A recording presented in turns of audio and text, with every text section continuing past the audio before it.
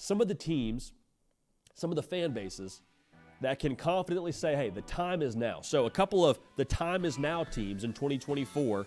Let's get right to it, baby. Let's start with Ole Miss, man. Let's not beat around the bush here. They've gone all in. They understand the opportunity in front of them. They've gone all in the portal.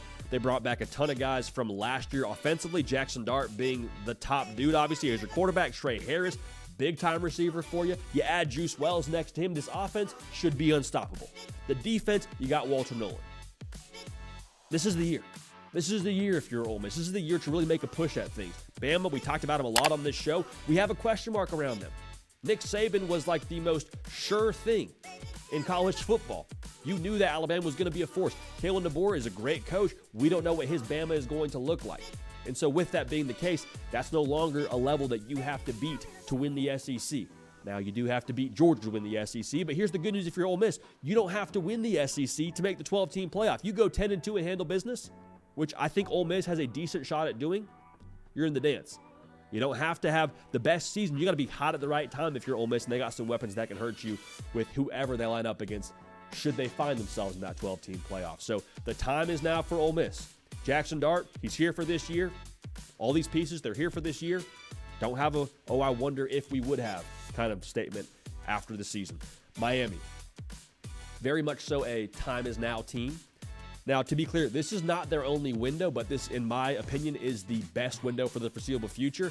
What I just said about Ole Miss is true about Miami. Cam Ward, he's here for a year. You're not bringing him back next year.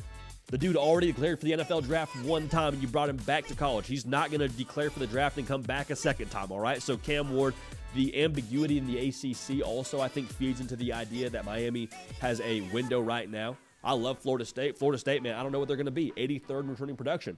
I trust Mike Norvell. Big question mark in Tallahassee. Big question mark with DJU. Clemson, they've been on a downward trend. You've heard me talk about it many times on this show. Miami, don't have a question mark after this season saying, well, what if we had maximized Cam Ward? A lot of pieces here. You see the positive trend. We talked about it yesterday on the show. They've made, massive steps in total defense and total offense. They're a much better football team from year one to year two. Can they take another step with Cam Ward? The time is now. You're not getting Cam Ward for another year. Penn State, also a time is now kind of team. Their window now is closing. It's closing because Drew Aller may or may not be back this time next year. Nick Singleton, Katron Allen, Abdul Carter, I'd be surprised if they were all back next year. Michigan is rebooting a little bit. I didn't say Michigan's down. Michigan is rebooting in terms of their production that they bring back. They're somewhere in the 120s, I believe, in terms of all of college football with returning production. New quarterback, new head coach in Ann Arbor. They're also not on your schedule. No Oregon on the schedule. You got Ohio State, and that's going to be at home. So you have this young talent nucleus that is ready to make another go at this thing. Can you maximize this 2022 class? That was number 7 in America. Last time having them all together, can you make it count? Penn State, if not now, win, is kind of the feeling for the folks in Happy Valley. You have to imagine. And the same thing has to be true for Ohio State. There is some built-up pressure for a number of reasons. One, the brand, the expectation, just what comes with playing football at Ohio State. They expect you to win the Big Ten, to win a national championship. Hey, no pressure. That's all we expect from you. Okay, so there's that. And then you couple that with the fact that they haven't met that expectation. So the pressure is sort of building behind that. And then on top of that, look at the roster. You have everything you need to win a national championship on paper. We'll see how Will Howard acclimates and what he looks like long-term this upcoming season. But the bottom line here is you got a top 10 defense. You add in Caleb Downs. You got 2 stud running backs that would start anywhere in the country. You got Jeremiah Smith, who I think will translate pretty quickly to the college game. Got a Emeka Egbuka. You got a savant and Chip Kelly calling the offense. What else do you need if you're Ohio State? What else do you need? Genuinely, that's going to be the question that folks are asking. So it's not the time is now in the sense that if they don't get it done, they're firing Ryan Day or Ohio State's in shambles. They'll never have another chance to win a national championship. I promise you, fast forward the tape a year forward, whether Ohio State wins the national championship or not in 2024, we're going to ask the same question and say, can they get it done? Is Ohio State going to be able to do that? Because that's what we expect from them. But with all they have on their roster, all they have on this staff, all they have back, the time is now to make a move in Columbus. Now, Florida's also on this list for me, and you're saying, JD, the time is now. You just named a couple of teams that are going to compete for their conference championship, if not in the college football playoff. I think Florida is the time is now kind of team, but in a very different sense. Because Florida now is going into year 3. It's time for some return on investment. It's time for them to really put into action what they've been working on behind closed doors. They were close in a couple of games last year. Now, close only counts in horseshoes and hand grenades, from what I understand.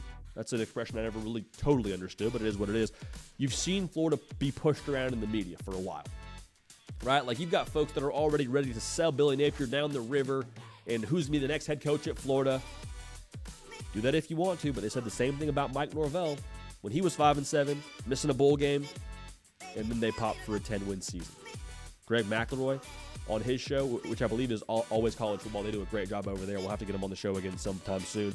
I thought he said something that was very, very fair and something that I think a lot of folks don't want to acknowledge. Like, Florida is still a team that has a ton of talent, and the way that Greg put it, like, Florida is still Florida. Like, people are just ready to sell them down the river, like I just said, and ready to put them in the coffin. Like, Florida was 2 plays away from being 7-5 last year. 7-5 would be a 1-win improvement from year 1. So I understand the win-loss column thing hasn't worked out, but here's what I would say, too. The reason why it's the time is now team, the reason why the time is now for Florida to really make something happen and show some real progress is your environment dictates what's demanded. What I mean by that is whatever you have around you, whatever your climate is, that is going to very clearly tell you what you need to do. Okay, look at the old Big 12. You need to have a quarterback. Probably need to score 40 plus a game if you want to be successful in that conference. Talk about college football and the way that it changed a couple of years ago. You got to be able to score points, go up tempo. Nick Saban sees that, goes out and changes OC. They start recruiting differently. You got to recruit a faster defense. Like, your environment dictates what's demanded. Florida's environment is they're in the most fertile recruiting ground in all the United States. You got Miami on one side, Florida State on the other, both which I believe have an arrow pointing up in terms of how they're trending. Florida, the demand is you got to show something this year to keep pace. You can't have 3 years of 6 wins or so. Last year was 5 wins. It is what it is. You got to show something this year to say, hey, Florida's heading in this direction.